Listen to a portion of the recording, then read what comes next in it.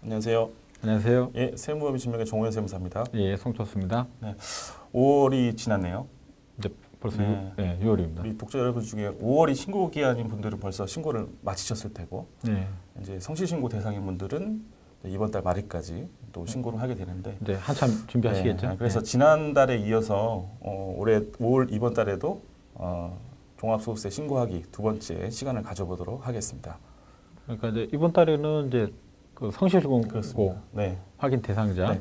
네, 선생님들 위주로. 오늘 다뤄볼 내용은 지난달 첫 부분에 우리가 이제 신고 유형 안내라고 해서 우리 A부터 Y까지 네, 그 굉장히 유익했던 것 같아요. 알파벳, 네, 기호별로 이렇게 뭘 의미하는지에 대해서 알아봤는데 네. 그 중에서도 우리가 그 성실신고 지원 안내라고 메시지가 뜨면 좀 네. 유의하실 필요가 있다고 말씀드렸잖아요. 네, 그렇죠. 또 그 사항에 대해서 좀 구체적으로 네. 살펴보는 시간 갖도록 하겠습니다. 그래서 보니까 이제 그 세 가지 자료 준비해 오신 것 같아요. 그러니까 첫 번째 요 내용, 그리고 이제 두 번째, 그리고 세 번째, 이렇게 내용이 이제 있는데, 그러니까 보니까 그러니까 병원 지금 이제 관리하시는 병원에서 받은 거 이렇게 이제 지금 정리하신 거잖아요. 네. 우리가 매출액 대비 판관 비율 분석 자료, 이 표는 좀 많이 보셨을 거예요. 지난달에도 제가 말씀드렸고 그 전에도 말씀드렸는데 복리후생비부터 이제 기타 판관비까지 수익금액 대비 이제 비율을 나타내는 표인데요. 예.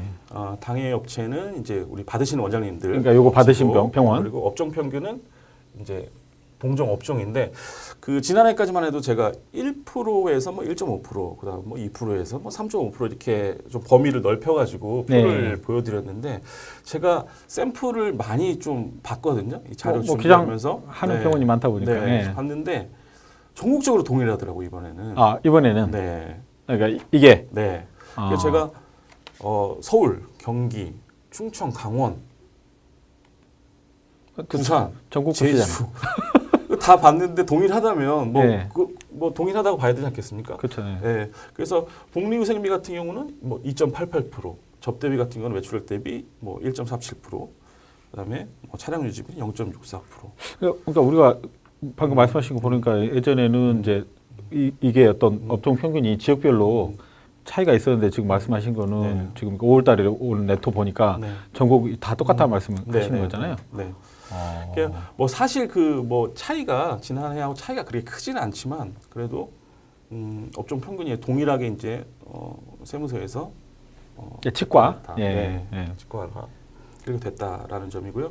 누차 말씀드리지만 당해 업체와 비율을 비교를 하셔가지고 우리 복리후생비라든가 뭐 접대비, 그다음에 뭐 소모품비 관련된 이제 경비들은 소모품비. 사실은 그 세금 계산서가 발행되는 경비들은 아니잖아요. 보통. 그렇죠. 그리고 또 과세관청에서 봤을 때는 이게 뭐 사적 경비로 볼 수도 있는 거니까. 가상 경비로 볼 가능성이 높고. 그러니까 이런 경비들이 매출액 대비 뭐 평균 대비 과도하다면 좀 주의를 기울이실 필요가 있다.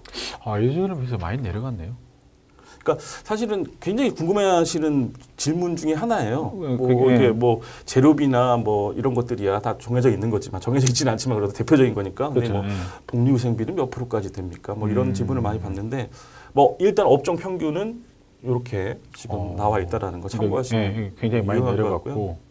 그렇구나. 네. 근데 이제 제가 볼 때 이제 또 이런 게 굉장히 이제 중요할 것 같아요. 그러니까 이제 여기 우리 세무사님이 이제 치과 굉장히 기장 많이 하시니까. 이런 거를 이제 아시는데 아까 예전에 똑같은 말 맨날 반복인데 치과 한두 개 하신 분은 이게 사실 이게 뭔지 알 수가 없잖아요.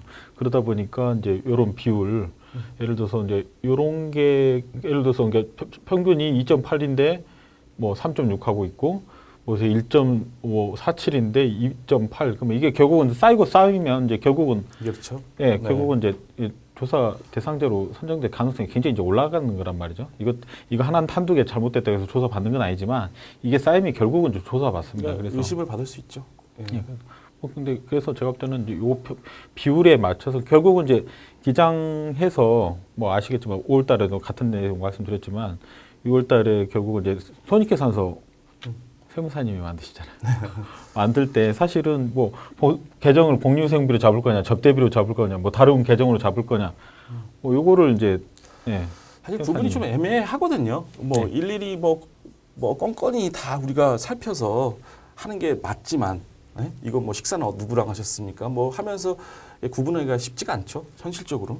네, 그러니까 이제 신고 들어갈 때 증빙이 들어가는 게 아니라 손익계산서만 들어가니까 이 손익계산서 개정 과목을 어떤 걸로 잡아주느냐 사실은 이거에 따라서 병원 이제 치과가 조사를 받을 수도 있고 받지 않을 수도 있고 뭐 직접적이진 않지만 이제 영향을 받기 때문에 이제 그런 거 맞춰주시는 게 굉장히 이제 중요하다 이제 이런 말씀 지금 하시는 거예요. 네.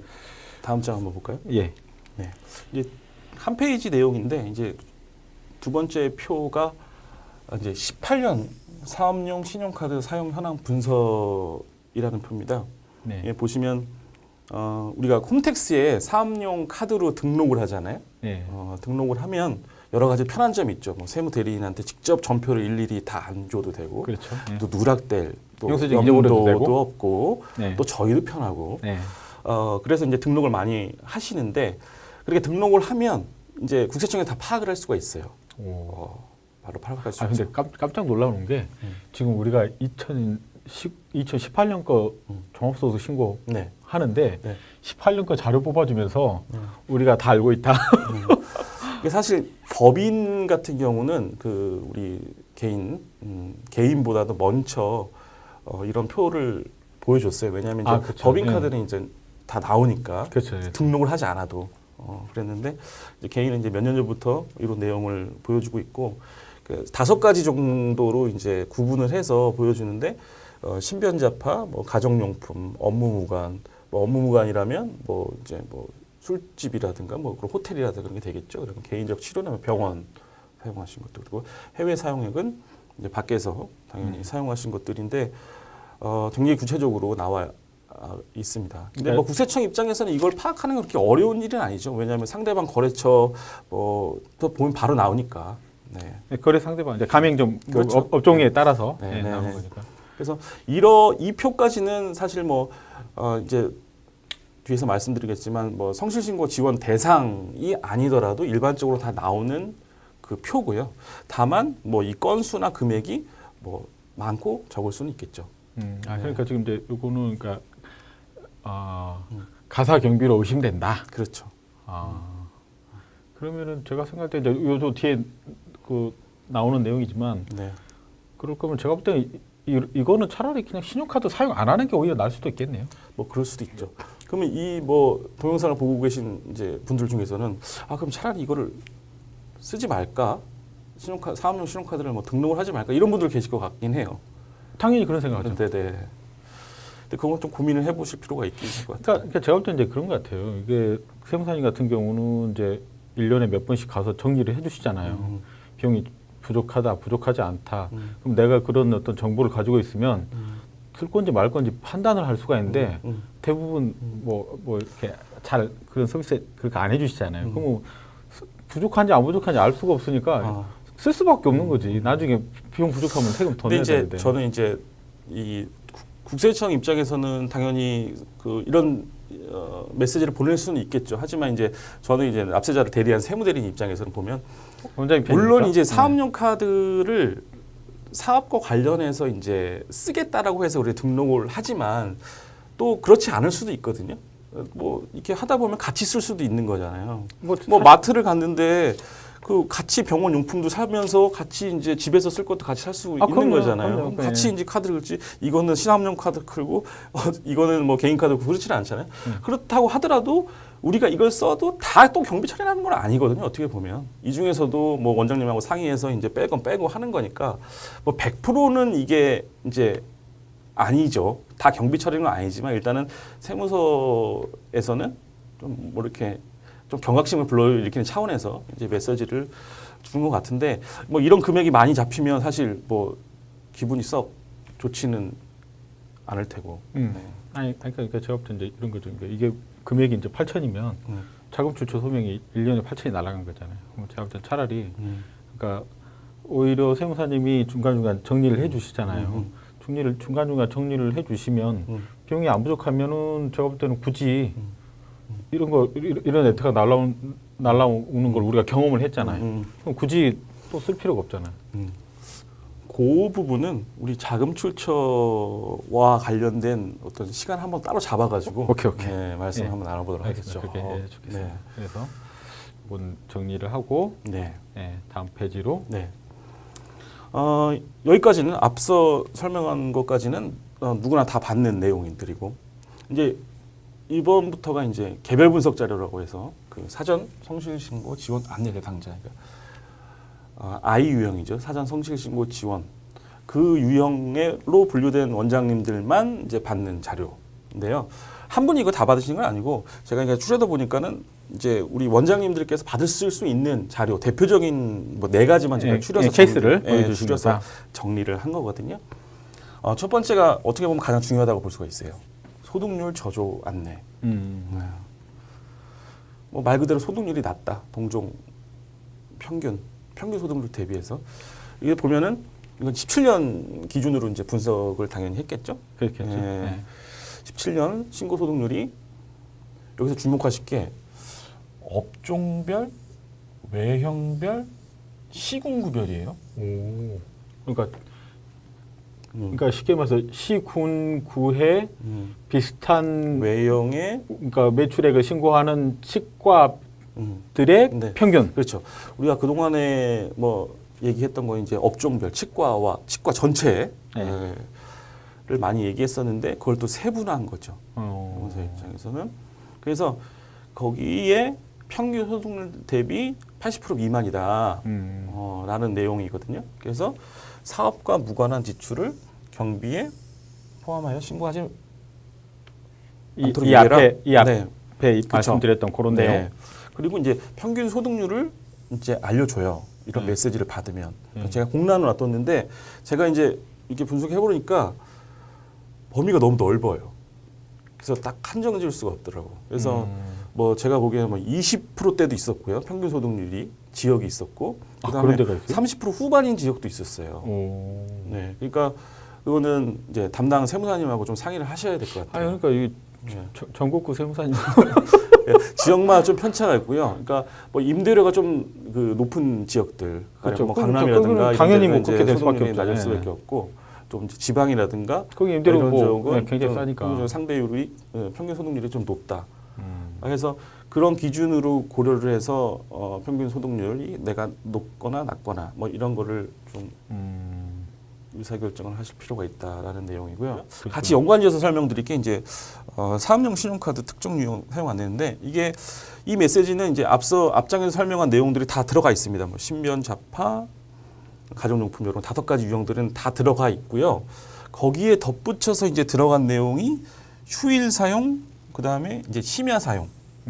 이게 사실은 휴일 사용 같은 경우는 실제 조사할 때 많이 이제 경비 부인하는 유형이거든요. 아니 뭐 휴일날 가서 사놓을 수 있는 거잖아. 치과 있을 걸. 그러니까 그럴 수는 있죠. 뭐 소모품이라든가 그 비품들은 사용할 수 있는데 뭐 식사를 했다든가. 식사비. 소득률 저조와 이 안내가 같이 뜬다면 이거는 제가 관리하는 병원 같은 경우는 무조건 올립니다. 평균 소득률을. 네. 그래야겠네요. 네.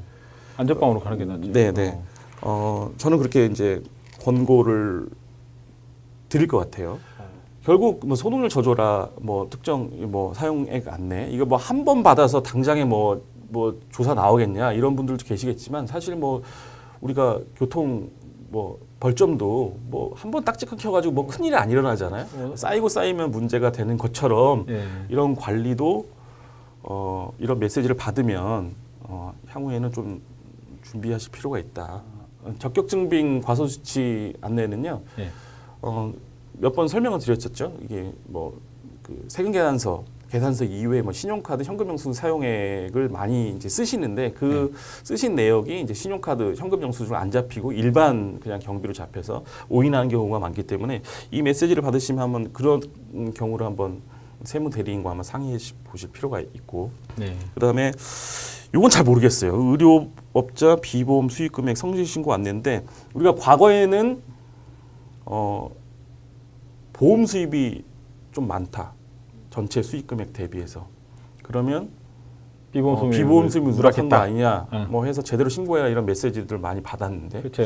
근데 지금은 이 메시지를 보면은 비보험 수익금이 너무 높다라는 거예요. 근데 반대로 이게 소득 파악이 어려운 비보험 급여 등 매출액 비율이 동종업자보다 과다한 사실이 확인됐으니까 신고 시에 누락되지 않도록 유의하여 주시기 바랍니다. 이런 메시지가 있거든요. 그러니까 이거 뭐 어쩌라는 건지. 수익 금액이 높으면 뭐 당연히 비보험이 비율이 올라갈 수밖에 없어요. 그렇죠. 구조가. 그래서 근데 뭐 어쩌라는 건지. 여튼 아까 말씀하셨던 이제 교정치과 말씀하셨는데 네. 일단 교정치과 같은 경우는 이제 전문의제도 생기면서 상호를 교정 뭐 땡땡 치과 교정과 치과의원 이렇게 바꿀 수가 있잖아요. 그렇죠. 그러니까 그렇게 상호를 변경하는 것도 좀 하나의 방법이지 않을까. 교정과 같은 경우는 없는 거니까. 이게 제가 볼 때 이제 이런 케이스 같은 경우는 이제 이런 케이스가 있으면 세무사님 통해서 그 담당 공무원하고한테 한번 이제 문의를 해볼 만은 또 할 것 같네요. 제가 한 가지 더 준비했는데 사실 그 전에 제가 고용증대 세액공제를 말씀을 드렸어요. 그게 네, 워낙 그렇죠. 크기 때문에 지난주에, 그게 이제 3년 동안 받을 수 있으니까 액수로 따지면 굉장히 크거든요. 네. 중소기업 사회보험료 세액공제를 이제 소개시켜드리려고 4대 보험료. 네, 이게 조특법 30조의 4에 나와 있는 내용인데 뭐 결론적으로 우리가 이제 신규로 채용한 인원에 대해서 이제 4대 보험료 회사 부담분이 있잖아요. 그것도 만만치 않죠. 부담분. 거의 뭐 급여의 한 10% 가까이 되는 건데 네. 청년 같은 경우는 회사에서 내는 사회보험료를 세금에서 공제해주겠다. 100%. 네. 그리고 청년 외 상시 근로자는 50% 공제해주겠다. 네.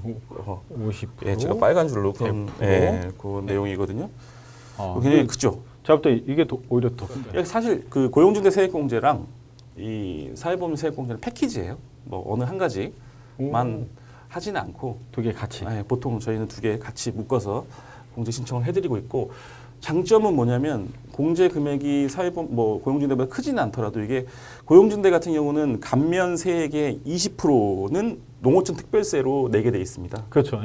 그런데 사회보험료 세액공제 같은 경우는 농특세가 없어요. 그냥 깔끔하게. 그리고 고용중대는 인원수가 줄어들면 토해내야 되는데 줄어든 만큼 이 사회보험료 세액공제는 사후 관리가 없어요. 또 뭐 그런 장점이 그래서 제가 더 좋다고 있다라는 점 덧붙여서 설명을 여기까지 살펴봤네요. 네. 이제 6월 신고가 빨리 끝났으면 좋겠습니다. 저는. 네. 우리 다 그러실 거예요. 네. 세무사님도 그러시겠지만 신고하시는 원장님 입장에서도 아마 굉장히 부담되실 겁니다. 우리 6월 신고 기간인 독자 여러분들 신고 마무리 잘 하시고요. 우리 7월에 벌써 휴가철이네요. 7월이면. 네. 그러니까요. 그때는 좀 더 관심 있는 소재로 찾아뵙도록 하겠습니다. 감사합니다. 네, 고맙습니다.